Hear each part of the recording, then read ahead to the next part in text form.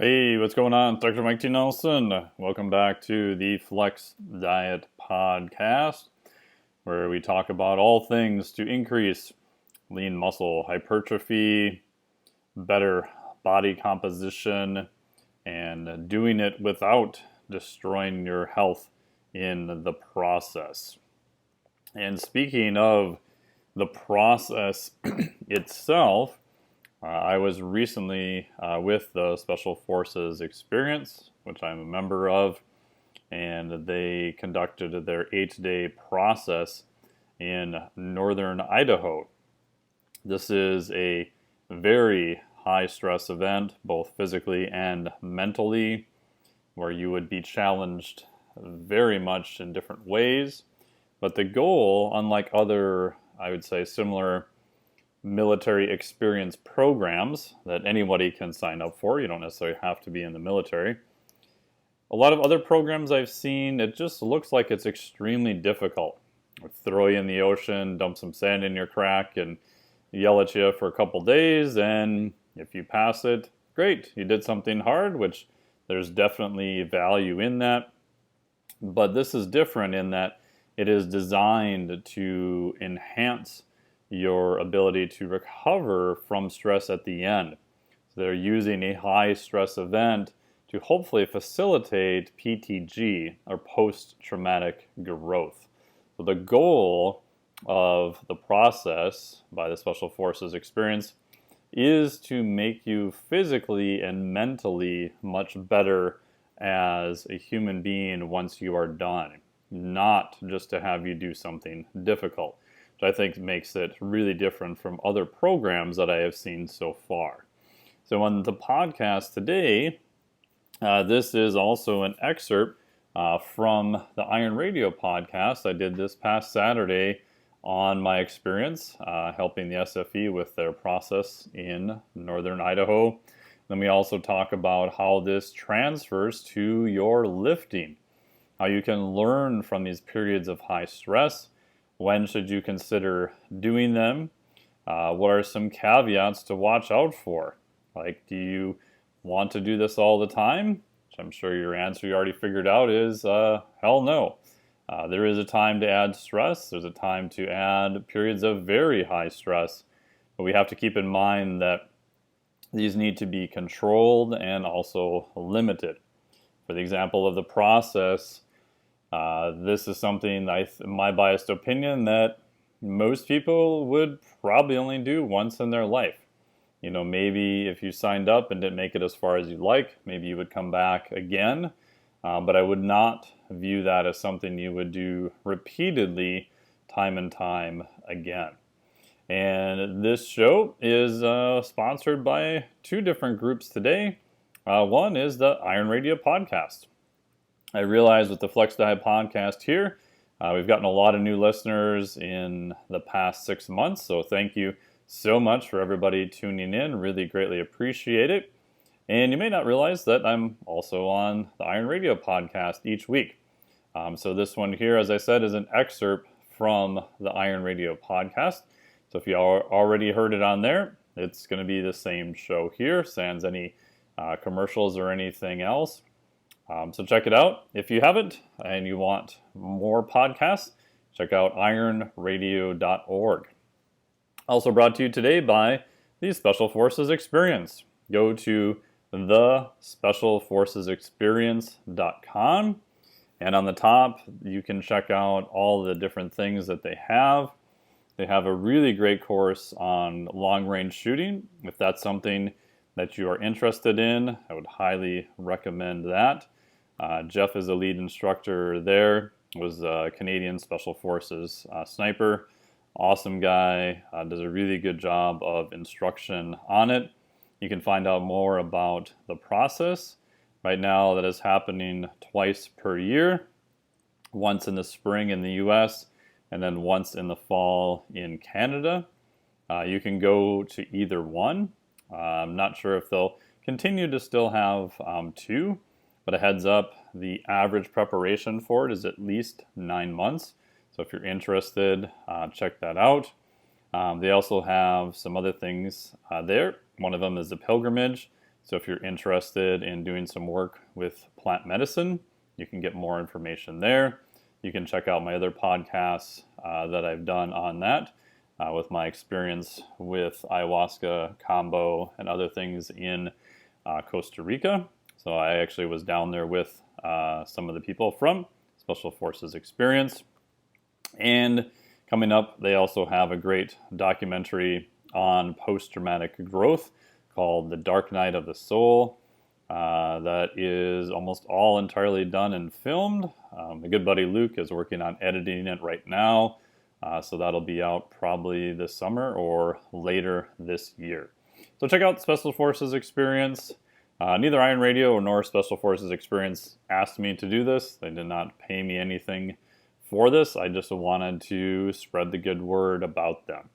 So enjoy this podcast here from Iron Radio, talking with Coach Darrell and Coach Phil Stevens about my experience with the process in northern Idaho and how this relates to your training in terms of stress management. Good morning, everybody. Welcome to Iron Radio. This is Phil Stevens. I'm a strength coach. I run Strength Guild. I'm a power lifter, and I can call myself a Highland Games athlete again. So, yeah, good. Here doing it again. Nice. As Dr. Mike Nelson, I am Associate Professor at the Kerrigan Institute, creator of the Flex Diet Cert, which opens again in June.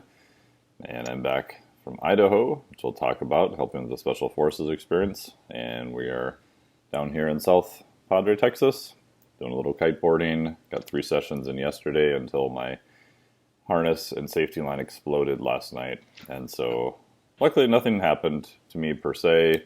Buddies of mine chased my kite down with the lines and board, and I got a free ride to shore a little bit. So it was only an hour and 10-minute experience instead of what could have been about a 4-hour experience and coming back with no equipment. Yeah.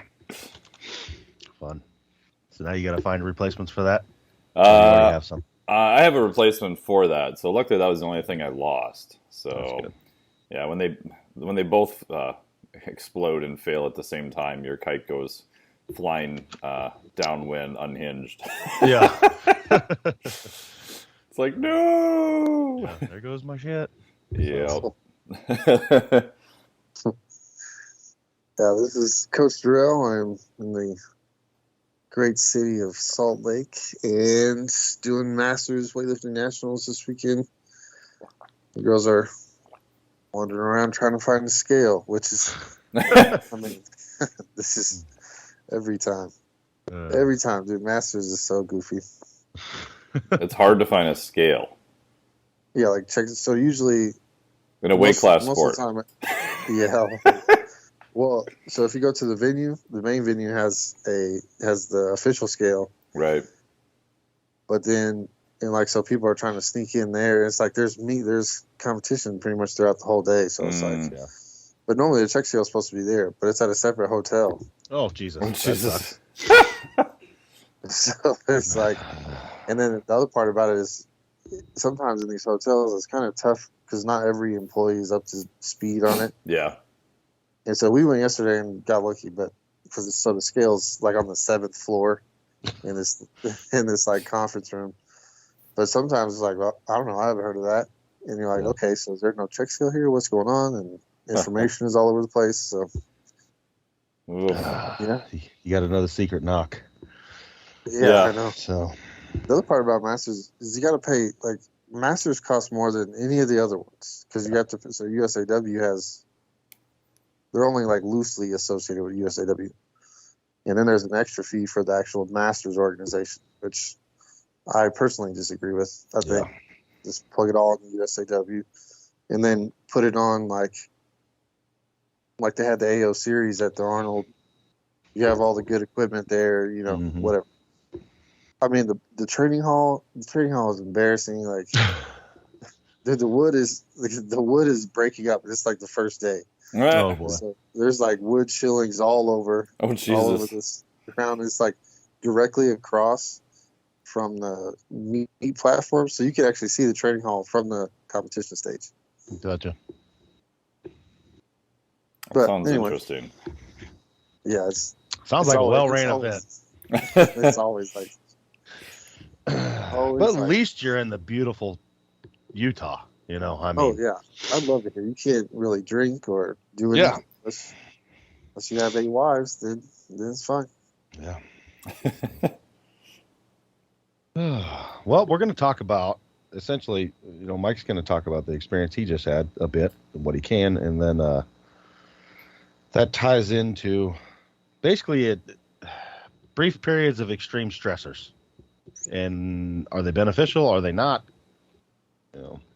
So, what did you go to? I saw you post something on it, some stuff about it on the social medias, but Yeah, so I'm involved with the Special Forces experience. I believe Jeff DePate was on an older episode of Iron Radio, so you can probably pull that up quite a few years ago now, I think. So he's kind of the main guy who started it with a bunch of other of us. I think Jeff still holds the record for the longest confirmed sniper kill shot, which was in Iraq.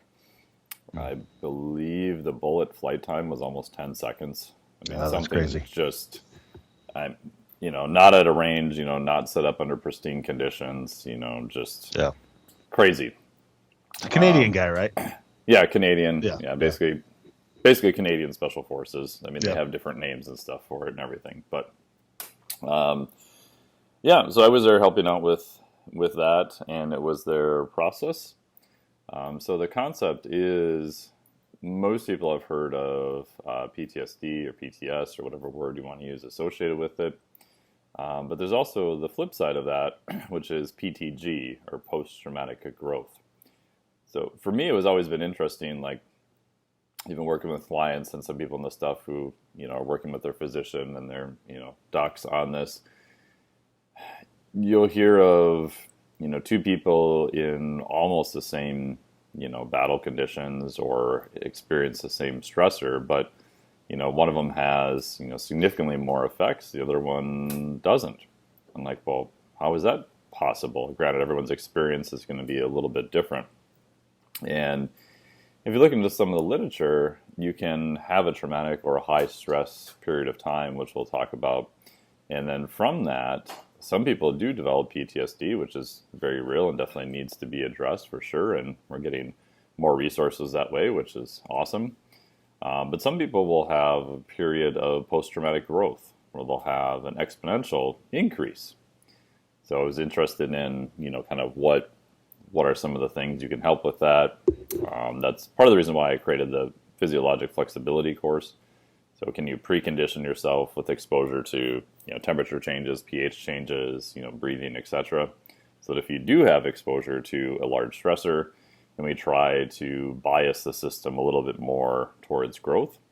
Again, that right now is still it's hypothetical, kind of based on what we know of the literature. So their thought here is that can we take an experience, which currently to date is only men, and expose them to a huge amount of stress in various capacities. This could be movement, mental, all aspects of performance over a long period of time, and we can give them coursework ahead of time, and obviously you need to physically train for it. Can we bias them towards post-traumatic growth at that point? So it's kind of like, fighting fire with fire, right? What doesn't kill you makes you stronger. Potentially, yeah. Which, it's a super interesting concept, right? Because usually you hear Special Forces experience programs, and I looked at some of the other ones, and hey, if guys want to go, do that and test themselves, I'm, all for it. I'm not against it. But most of them were just super hard stuff for a few days, right? There was no intention or thought process, as far as I can tell, put into it beyond that. It's like, yeah, we threw it in the ocean, we kicked sand in your ass crack and didn't feed you for a while, and hey, you lived, cool. And if people get benefit out of that, then that's great. But, this is designed with the intention of not making everybody quit or just making it stupid hard, even though it was extremely hard, can we have it facilitate more growth on the back end? Which is a very different process, and I think it's actually much more difficult. right? So just like training, it's, any poor trainer can make you sweat and make stuff hard, right? But can you have progress over time? So we had about 12 people that signed up. We had 11 that showed up, and then it goes for 8 days. We were in basically the mountains of Idaho. So the people who sign up are outside the whole time. They have their rucksack that's provided to them with, tent and everything else. And it is kind of, in some aspects, looks like an old school military boot camp. Lots of physical exercise with instructors, yelling at you the whole time. Because the 8-day process is designed to kind of strip away everything that any motivation you would have from the external world, so that it has to be 100% internal, right? And we're trying to strip away a lot of your common defenses you would have just due to pure accumulating fatigue, both physical and mental. So when you get there, you get a little penny that just has a number on it, right? So you're called your number the entire time, not even your name. Gotcha. And so helping out with it, we don't necessarily know the background per se of people initially. So I was there just helping with some logistics and whatever they needed, which from my experience was relatively easy compared to the people doing it. But it was in a new location, and we had used vans to move people around to different spots. So just a lot of logistics of, you end up with hurry up and wait of, okay, we're going to do this. And then, oh, wow, this last thing took us longer than we thought. So now we have to just rearrange the schedule a little bit. So I slept outside only one night, which was not as much as other people. And it just happened to be stupid cold there. It got down to 18 degrees Fahrenheit at night. Yeah, that's chilly. The wind chill was probably around 10 at least. And the tent they had, which was more of a summer tent, and we didn't realize there's a door you can put on it, so the screen door is not open all night. Oh. We found that after the third night. But yeah, overall, it was a very cool experience. Definitely glad to help. Did some RPR resets on people at the end to make sure they were still good. And then they'll go through coursework at the end to kind of help them integrate their experience and make sense of it. Pretty wide variety of people that showed up. Yeah, it was good. It was definitely something that people are interested in. You can look up Special Forces experience, all the stuff they have there. Again, if you sign up, I don't make any money. I don't do any affiliate work for them. But it's, excruciatingly difficult, and it's designed in general, so only about 20% of people pass.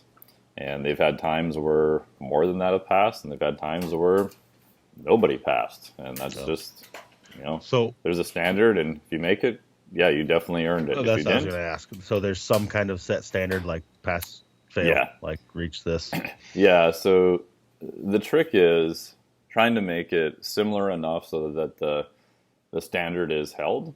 And they had one guy who was helping who actually completed it in the first round they did. So this is serial 4. And obviously other people have been there each time. So it's good to have the experience of people from day one. Because I'll say some stuff I've been involved with other organizations. Once they realized, oh yeah, we can get money and we just tell people this is hard and we pass more people, then they're happy and we get more people. It's but now within 3 iterations of that, you've completely eroded the whole, thing that you set up. Process. Yeah. Where this is very much there's definitely a standard. And if you make it, great. It's definitely well earned. If you didn't, then we're fine not passing anyone. If you didn't make it, you didn't make it, which I think is the only fair way. People have to fail. Oh yeah. There has to be a failure rate. You know what I mean? Yeah. And that sweet spot's hard to find. Now, if you start choosing the money first, it's yeah, it becomes here's your sticker or whatever. Yeah. Do you get a participation ribbon at the very least? No. And what's interesting is that it's not a real public thing. I don't know. They might release. I think they maybe released the one guy who passed, but other than that, you don't really get many. Even once you're done and you complete it, you don't really get a lot of recognition, right? You're done. Yeah, it's it's interesting to see how difficult it is in the second somebody quits or you finish and pass, then it completely flips like instantly to, okay, how can we help you? How can we get you, better? And, it's like, wait a minute, like 2 minutes ago, you were the guy just yelling at me in my face, and now you're like my best friend. It's like, yeah, but you're done. Like, you're out of it, right? So now it's, how do we help you, in a different way? So my question is, so if we're talking long-term growth over an extreme experience. Do they gauge this still now? Like with these people that are done after 8 days, like maybe that growth doesn't happen for a month. Yeah. No, you know what I'm saying? Yeah. So is there a gauge for that, or? Yeah. So there's a whole follow-up integration and everything they go through, and then one of the things I'm helping them with too is some more physiologic markers before and after, a series of surveys, and the eventual goal would be to hopefully publish some stuff, I think, in that area. It would be, who knows if it would be a qualitative or quantitative type study. Ideally, I'd like to have both. I'm not a qualitative researcher, so I'd have to pull someone in on that. But yeah, that's the hard part, is that, and even it was just fascinating, like staying in the house a couple nights, like talking to the people who had, quit and did some RPR and stuff on them, and just getting their take on it. And I would say most of them were like, wow, that was, super impactful. Like they came up with some ways they can incorporate it. And, one or two were kind of like, you kind of wonder in your head, you're like, I wonder how that person will do in a couple months. They might reflect back on it and be like, oh, wow, yeah, that was more difficult than I thought. Here's what I learned. Or, I don't know. It's like one of those things that's like, no matter what you do, you're not going to reach everyone. Yeah. I think that's the hardest part. I think for all the people involved is, we're doing everything we can to try to make it the best experience. But by nature, you don't control who signs up. Yeah. And there's a long process. It's very expensive. You've got to get there. There's a lot of unknowns, which are done on purpose. But if everyone goes through all those hoops, then, hey, you can't control who thinks they're ready or not. And one of my favorite phrases I like, and I don't know where I got this from, is that the hardest thing you've ever done is the hardest thing you've ever done. Yeah. And that's completely different for, one person versus the next. You may have one person that makes it a few hours and they leave and they're like, wow, that was like super impactful. You're like, oh, interesting. And you've got other people who make it many days, and just huge variety. And then I'm also reminded that in life in general is pretty easy. And that, my life in general is very easy, which is why I like doing cold water exposure and training and other things to try to make it a little bit more difficult, both mentally and physically. But yeah, not everybody does that. Yeah, I think quite a bit about sometimes just the value of, and these experiences are not even close to each other. So if any of my CrossFit homies listen to this, do not listen to this and think, oh, CrossFit is pretty much special forces training. But the idea of like intermittent, like very hard workouts, you know what I mean? Like very grueling, and how much people like that just because of the after, right? Like they complete it in the after, like what is the true value? Like physically, probably nothing, negligible, right? But like truly understanding the true value of like just the mental aspects, and like a lot of those people through CrossFit who even went into like weightlifting, like those type of experience helped them with weightlifting too, like it or powerlifting or whatever they go into next, and it's like you don't have to coach as much like people who've been in CrossFit for a while, or something difficult, I should say, not necessarily just CrossFit, but something very difficult, voluntarily or whatever. And like how much it helps them approach another thing, like from the toughness standpoint. I mean, and just for a civilian, it's almost like you have people who haven't done anything really tough, and they get into something like CrossFit, and it's very tough. And then, like, the people who thrive in it, it's like they feel very proud of themselves every single time they do whatever workout, right? Now, the dark side of that is like sometimes they just chase that all the time. Yes. They're like, no, I got to do the harder workout all the time. Well, that's But what I was just going to say. With the you bringing up value of, like, CrossFit, that intermittent hard thing.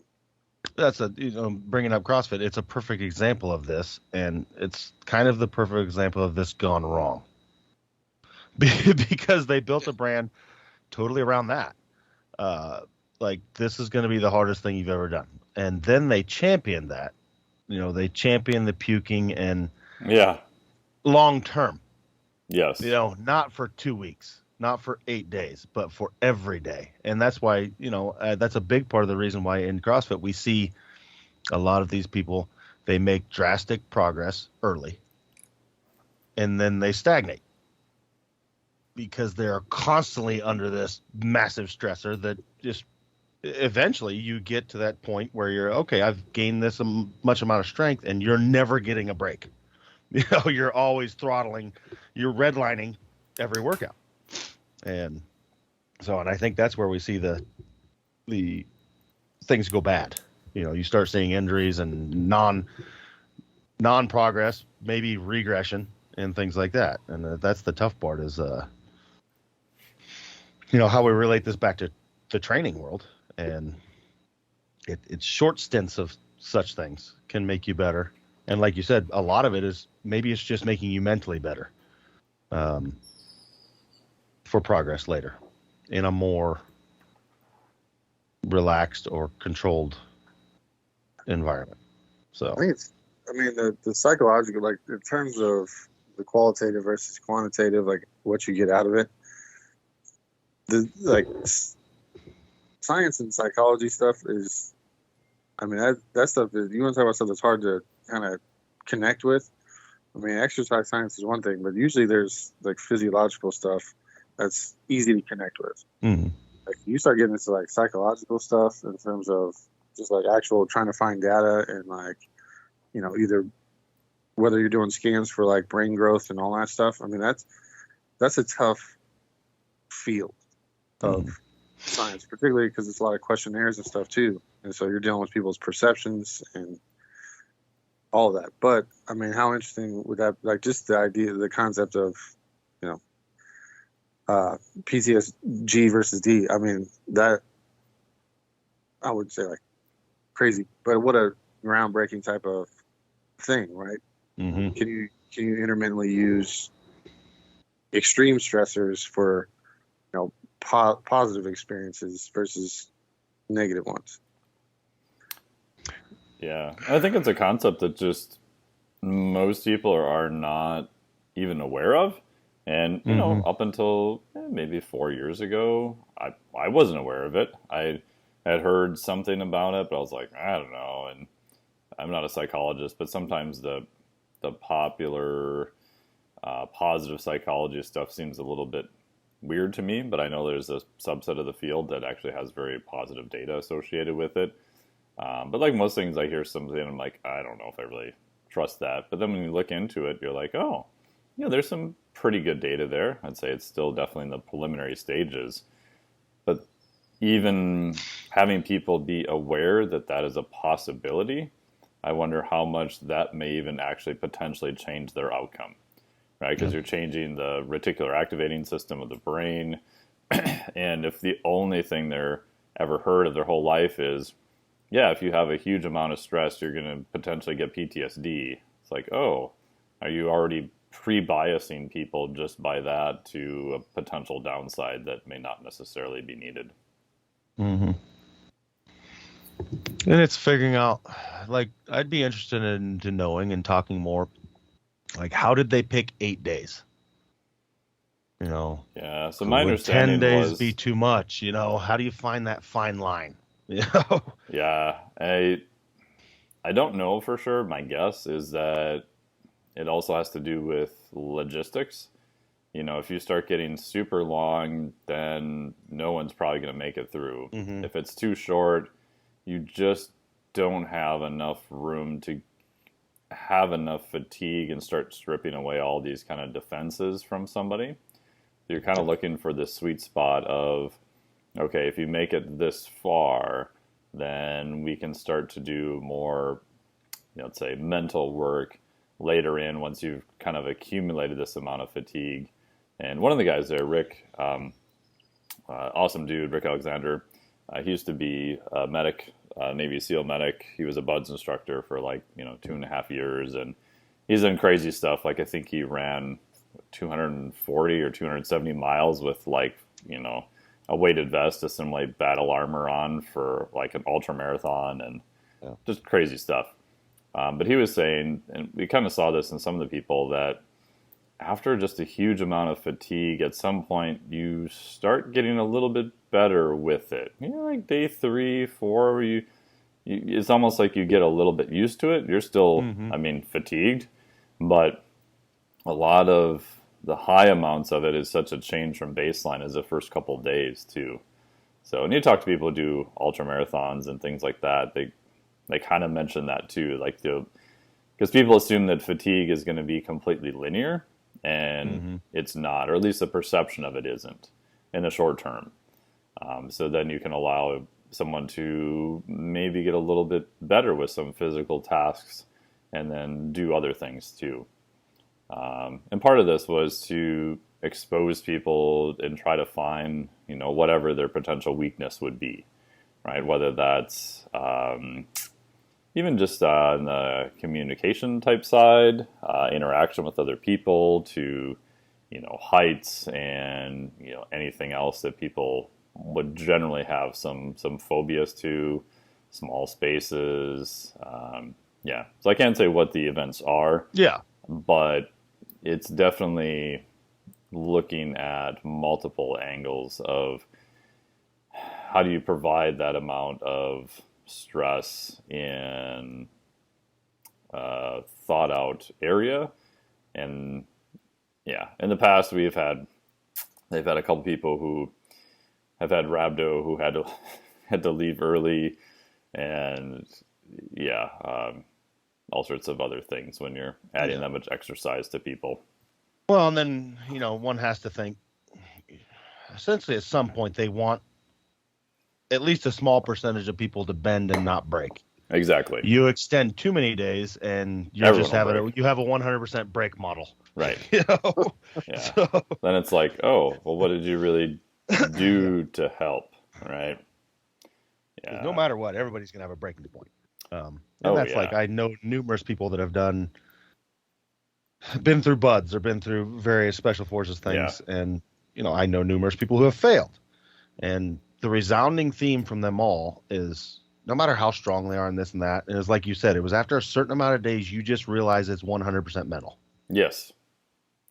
It's just keep going. It's the mental tough side that gets people through it. It's like, doesn't matter how big and strong you are at a certain point. You've got, you're freezing, you're sitting in a mud puddle, okay, you just got to sit there for 10 hours or whatever it is. Yeah. It's like, at that point, it's 100% just be strong mentally. And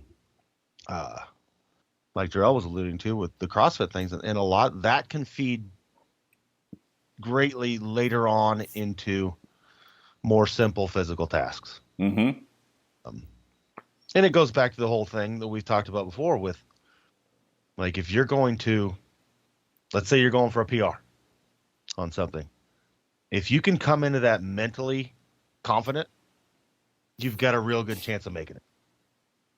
Whereas if you're on that weaker mind side of things and you're doubting it, like I've seen 1,000 people over the years that are physically capable of doing something, but they aren't mentally.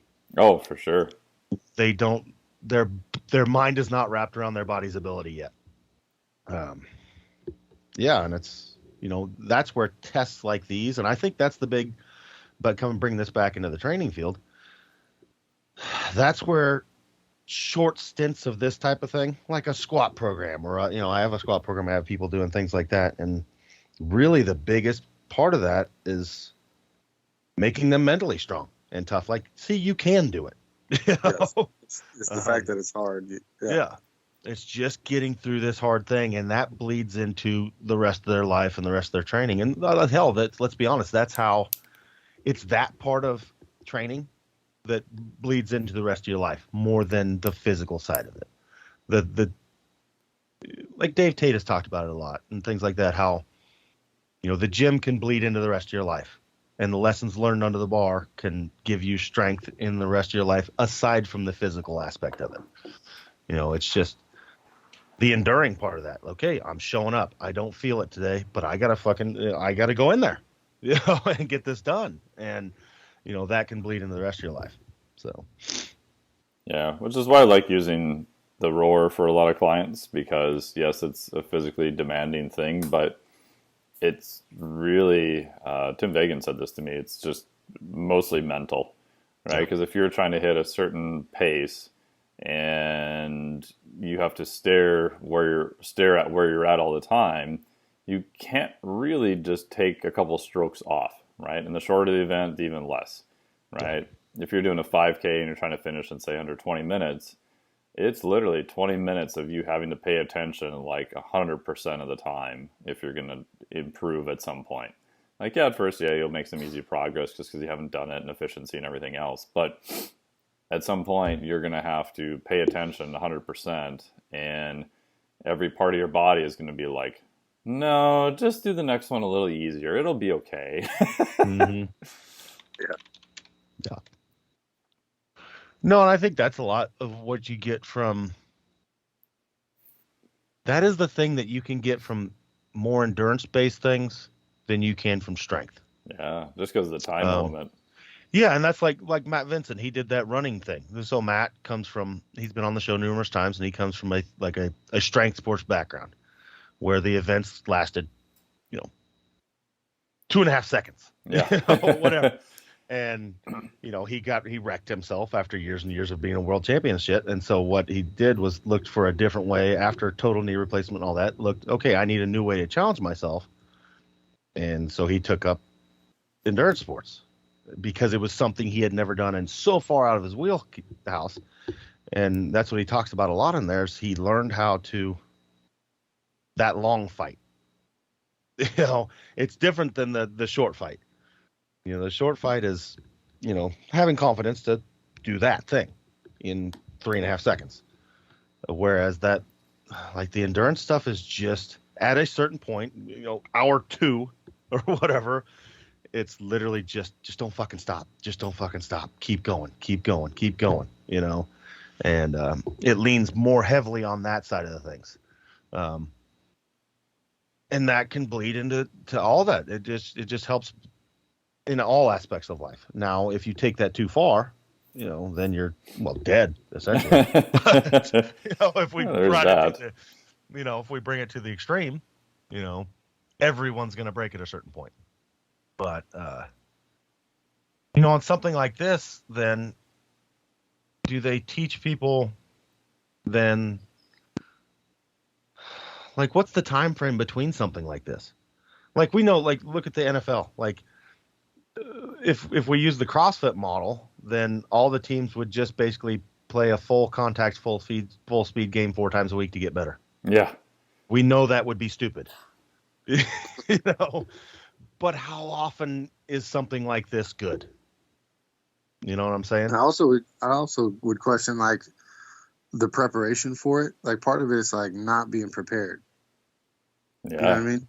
Yeah. Like not seeing it coming, not being prepared, and then having to deal with it anyway. Like, not training for it and just,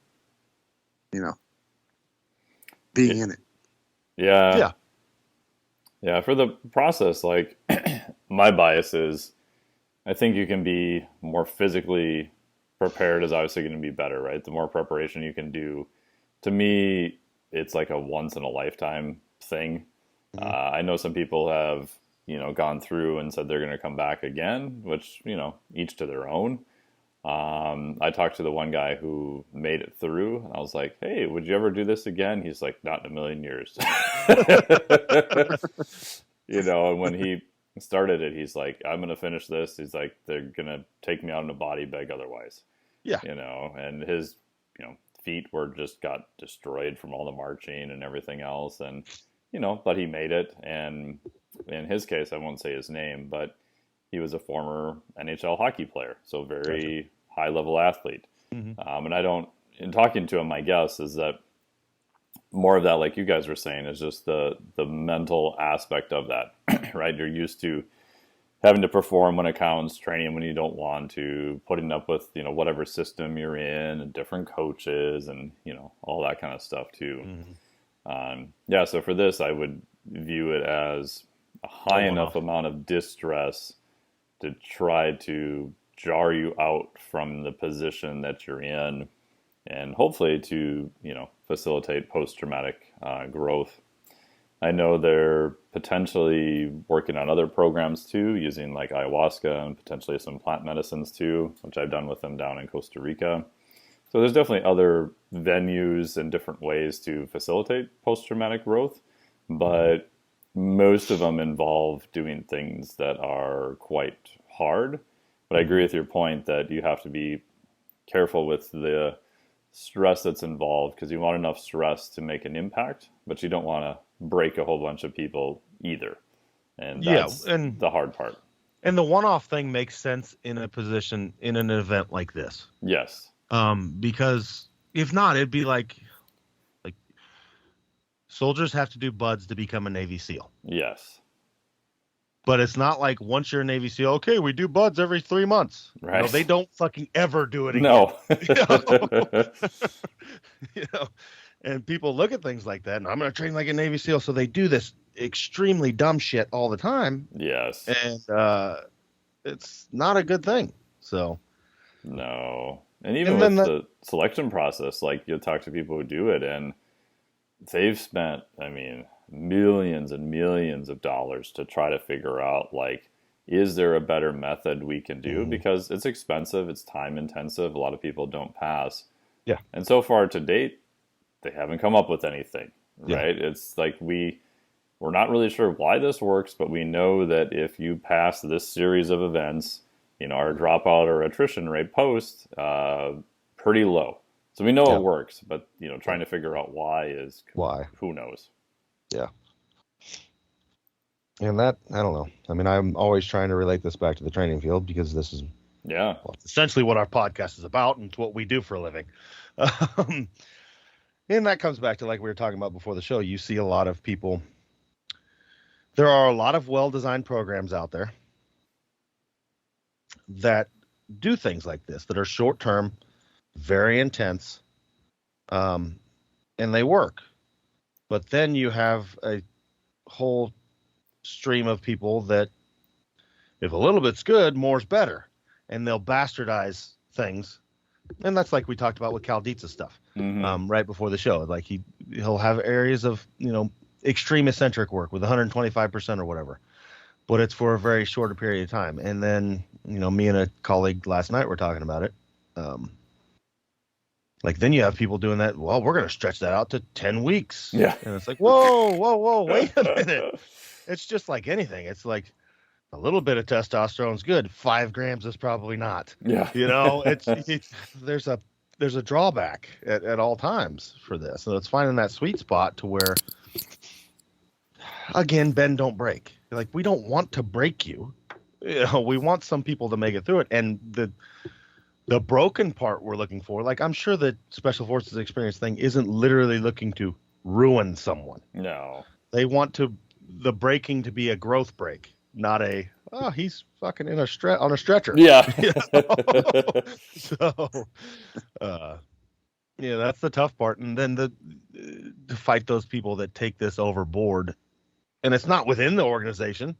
Like, I'm sure there's somebody that will leave this and like, oh, we could do that and do it even more, and somebody's going to do an offshoot that's going to be horrible. Yeah. Because it always happens. Oh, yeah. But the other negative side of the coin is the coaching and training that's I would just describe it as like always perfect. Like, has to always be within this percentage range. Yes. You should never feel anything, you should, discomfort. You feel discomfort? All right, we got to stop and do, an hour of foam rolling and PT stuff. Like, what I mean? There's conditions for both. Yes. And, obviously the duration, like trying to find that sweet spot. I mean, I think I would just say probably all of us are searching for that at all times in terms of like your mental growth, your physical stress, how far can it push before we have to pull back some. And then each time it's different, right? Like, so after you are conditioned for this, like, what's the next growth point look like? Yes. You know what I mean? The athlete thing is interesting, actually, with this, because being inside of a sport that I would say is probably as grueling as it can be, right? Like NHL hockey is probably, it's as physical as football, right? Like NFL football. The collisions are probably can get a little bit higher, considering you're on ice gliding around. Speed. Yep. But the idea of like being in a sport where you know how much, when you're in a sport and you have to go through a like whole season's worth of practice, how often you just do physical stuff you don't want to do. Yeah. Like you just wake up and even like you might even hate it, but you're not like consciously in the moment hating it. You're just doing stuff. So that precondition could be, and I've just noticed that just training people who've done sports before, any kind of sports, high school, college, whatever. And when they're like, they just have better training process in general, because it's almost just like that. They're like, yeah, I know this is supposed to suck, whatever. But I'm, they don't connect that with like, yeah, it's like, it doesn't feel good, but I still go. Yeah. And like how intensely you can get to that point, because at the highest level, that's the NHL is what? That's like an NBA season with high collisions. Yeah. It's like 80 plus, however many games, plus the playoffs and all that. So. Well, and that's with training, I'd say a lot of that, we've talked about this a lot before, it's a lot of this needs to be learned early on. Like, one of the benefits about the dumb shit we do early in our training careers is just that. It's just finding your limits. And doing it early in training. Like, if I was trying to find my limits now as an athlete, the problem is I'm strong enough to break myself. Like, literally, like, I've heard it told to me numerous times. It's not bragging or anything, but it's like, you're mentally stronger than you are physically. And I've literally broke myself numerous times. So it's hard to do that. It's more unsafe to do that with somebody who is already physically well past the mediocre range, because they have that ability to, okay, now that we're trying to find your limits. Okay, well, I'm finding my limits with 800 pounds. Yeah. Whereas I can find somebody's limits with 225 early on. And that's a big one. It's, a lot of that weird craziness, at least what I try to do, I try and do that early on with people to make them mentally stronger. That way, once they're getting crazy strong, they already know their limits. Like, I can tell the day I got to go in and squat and I got to do a hard single with against bands. I won't be shutting down at actual failure point. I'll be shutting down at a 9 or something. But I have the vocabulary in my head. I know that from training 20 years ago. If that makes sense. Sure. And that's the hard part, is like, we need to get people to know their breaking point so we can get on the edge of it and not to it later on in life. Like, I don't want to, and that's hell in all sports, the football, like, you don't want your $500 million quarterback redlining all the time. Yeah. Well, you want him to know that boundary to where, because if not, his career is going to be 2 years long, and then you wasted $500 million. But we see that in the NFL with new quarterbacks who kind of show up, who do a lot of scrambling and running. Yeah. And at first I was like, oh, well, that's a good thing to have. But then you see them do it more often. And then you see older quarterbacks do it on occasion. And you're like, I get it, because the athlete is just thinking, I want to do whatever it is to win. They're not thinking anything past that. But I would have to imagine, if you're a coach seeing your, top, most paid player, like, taking off to run full speed into someone twice the size. It's got to just make you piss yourself. Exactly. A good analogy for that is like John Elway. Yes. when he won the Super Bowl. Like, dude could scramble, but he reserved it. But when it was on the line and like, I want to win this fucking trophy in this ring, that's the time to break that out and jump headfirst into 14 guys for that touchdown. Yeah. You know, the risk was worth it at that point. But yeah, like you said, younger guys will do that like on game 2 of the season, and it's meaningless, really. Right. You know? Like, it's worth for that sport, that risk of injury is worth it to get the Lombardi Trophy. It's not worth it to beat the Lions in week 2. Yeah. And it's something to learn. I mean, you can't redline all the time. You have to reserve those red lines for very specific occasions. If not, you're going to blow up. Like Ed Cohn talks about, he hypothesizes that every body has so many true max effort attempts in them over a lifespan. So save those for the platform. You know, save those for when it counts. You don't need a red line all the time in the gym. And it's probably less than the opposite of beneficial. You know, early on you need a test for that, but then, okay, now I know where that red line situation is. And that's the problem. The problem is that nobody knows where their red line is. You don't know your red line until you get there. Mm-hmm. So at some point in your life, we need to get there. So we have a vocabulary with our body to know. And that's where events like these, basically what I'm getting at, some kind of event like this. I mean, essentially that's what the benefit for me looks like. It's like, okay, I did that once. Now I don't need to do it again, but I know my limits. You know, I just learned my limits. And if that was day 4 of this event, okay, well, I know where my limits are at. Mm-hmm. And it's not right or wrong. No. It's just yours. That's yours. You know, now own it. Now, if that needs to get better, okay, I have work to do. Or like the guy who won it, I'm never fucking doing that again.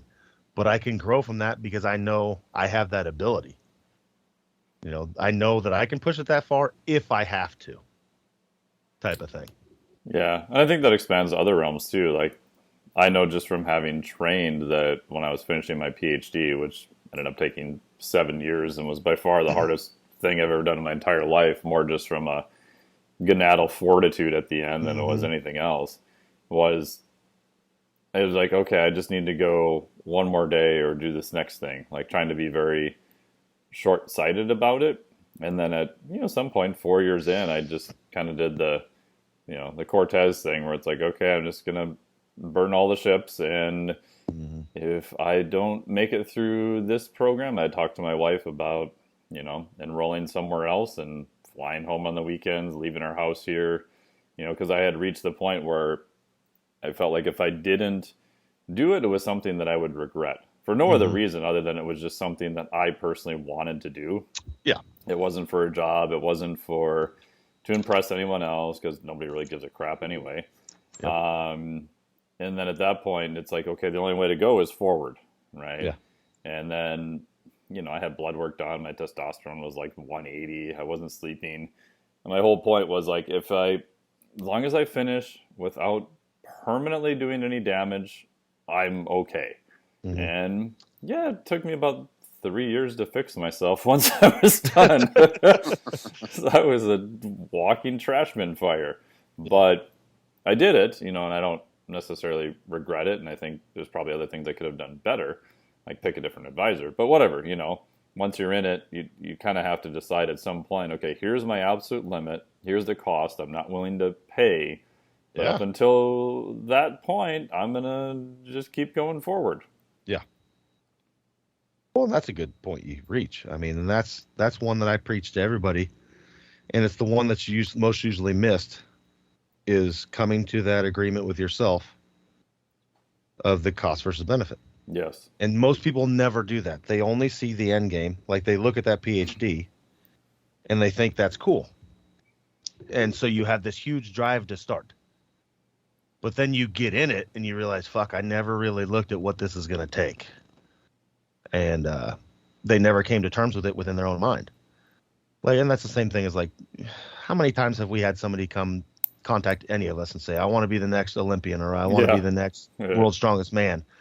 And then you as a coach are like, okay, you realize what that takes. because you're going to need to do this. You're going to have to not see your family on blah, blah, blah, blah, blah. You're going to give up all this shit. Are you ready for that?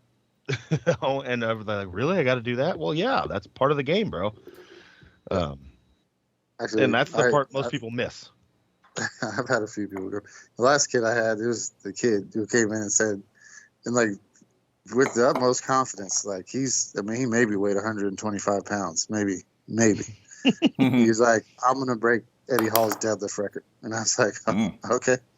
I was like, 500 kilos? Is that all right? I mean, I was like, you're a lot of food and a lot of drugs away from that right now. Yeah, exactly.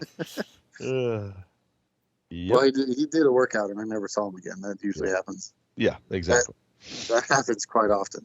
Yeah.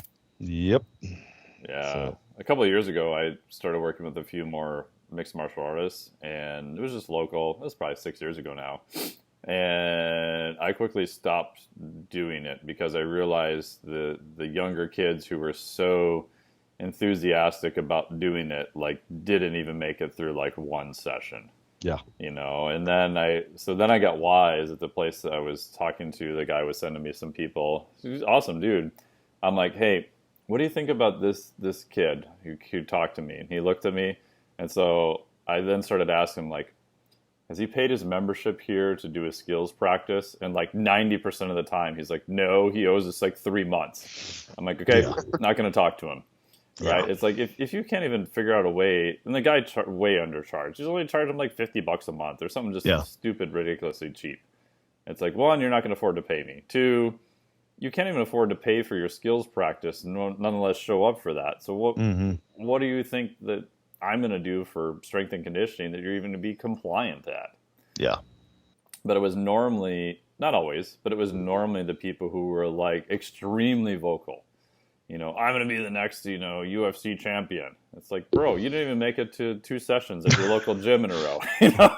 That happens at jiu-jitsu all the time. Like, oh, I'm sure. I can't tell you how many people in the white belt range who are going to be the next, Gordon Ryan, who they don't even make it to like the first stripe or something. I mean, this experience for me, as far as jiu-jitsu goes, just like hard but kind of playful for me. It's not like a competitive outlet sort of thing. But the people who think like, this is the thing. I listened to Joe Rogan a few times and he said jiu-jitsu is magical. And it's like, yeah, he does, but it's magical because it's painful. Yeah. And it's like hard and difficult. And like you see the light just leave their eyes when they learn what the true scope of jiu-jitsu is, right? Like, they're like, when will I get my blue belt? They're like, well, probably 2.5 years maybe. And they're like, what? That much? No way. Yeah. And they just disappear. Well, it's fascinating to me, like how many things people could probably do if it's time put in over years to decades, right? So obviously I do a lot of grip stuff, so I'm biased to that direction. I think most people could do pretty decent in it with the right instruction, so they're doing the right things. But even like, talking to my buddy Adam Glass, he's like, yeah, it's, decades of work. Yeah, and some people are freaks and they start out at a much higher level for sure. Like you're always going to have those people.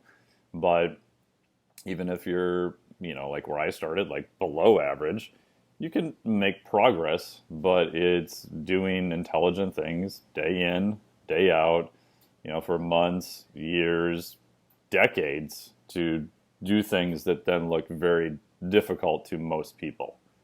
But I think a lot of things are more doable than what we realize if we're just given good instruction and a long enough time frame. And the time frame is usually where most people lack. Right. You tell someone it's going to be like 15 years to pick up an inch dumbbell, and they're like, I'm out. Yep. Yeah, exactly. And that goes into all athletic stuff, but relating to what you talked about, that's like the Denny stones. Yeah. It's a very popular thing right now, but if you look over the history of them, and we were doing it the other day because one of my guys got invited to go to the big Denny stone thing this year. Nice. And to lift them.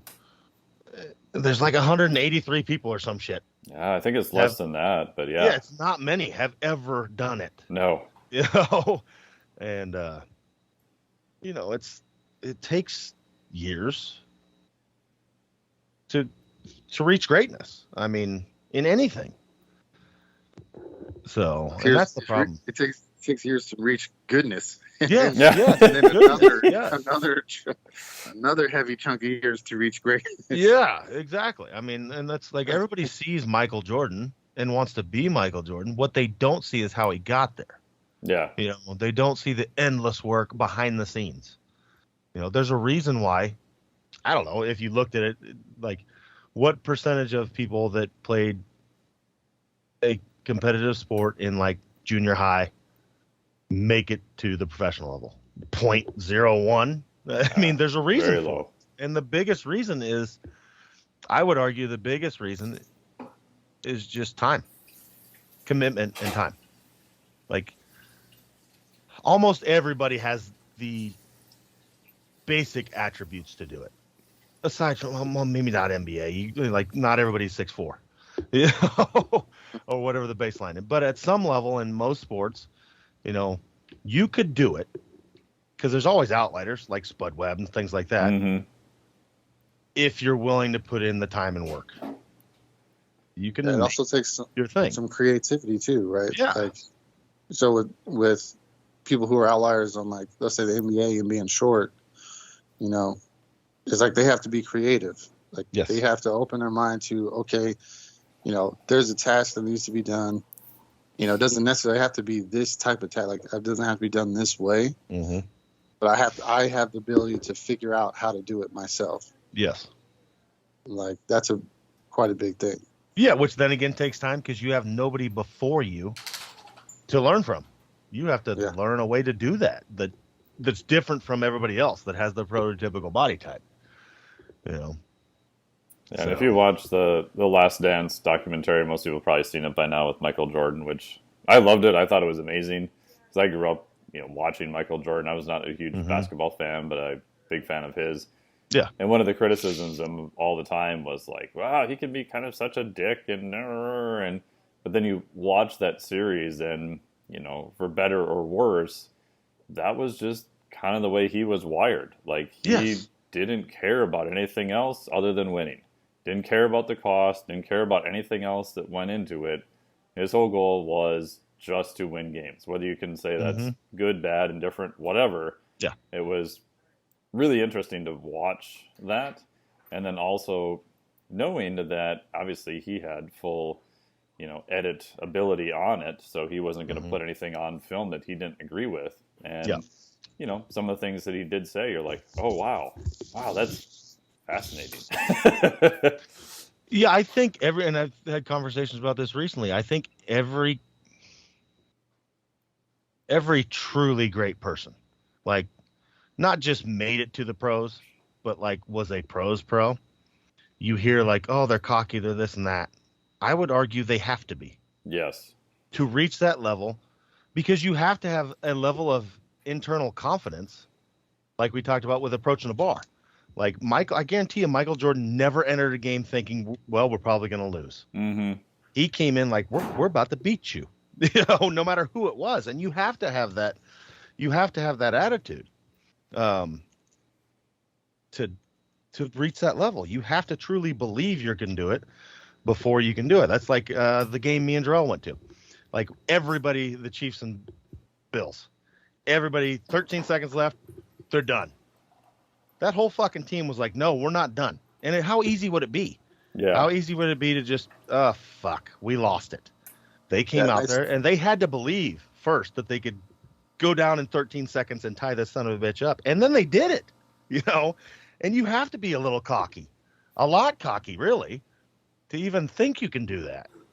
And not only lose, but they would have been able to lose and kind of get off the emotional hook. Like, what a great game that was. Yes.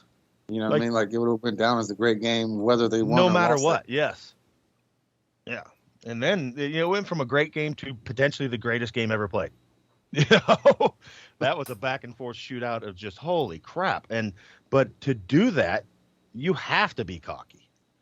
You have to 100% believe in yourself, and that's not being a dick. That's just self-confidence that you have to be truly great. I would say you just have to be self-confident at a very high degree.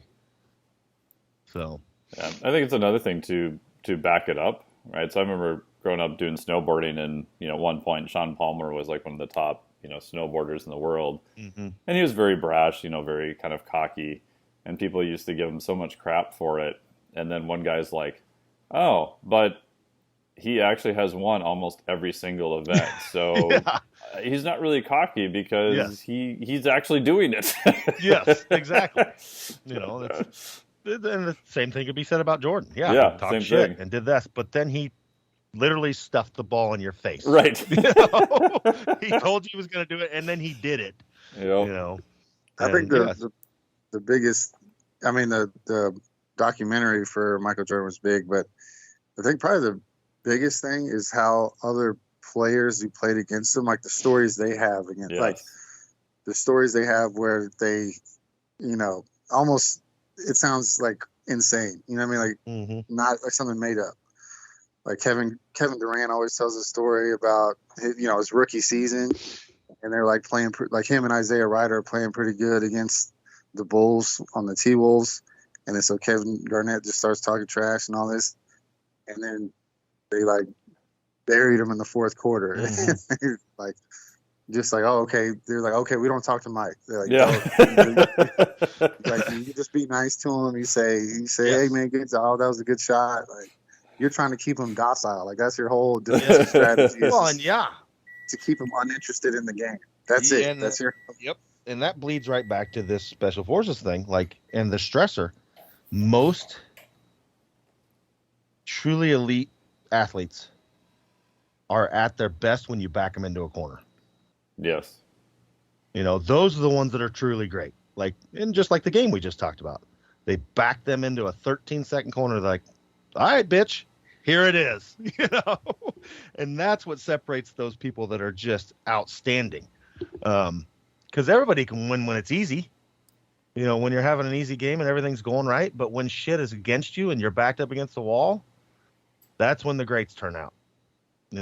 It's those comeback games. It's the victories like that. So, and you see that on the platform too. Lifting, like you missed 1 and 2. Yeah, I would say 90% of the time in, like, let's say weightlifting, somebody misses the first and second snatch. 90% of the time they're missing their third. If you have the mental fortitude and the cojones to come out and still have confidence and nail that third, you just did something.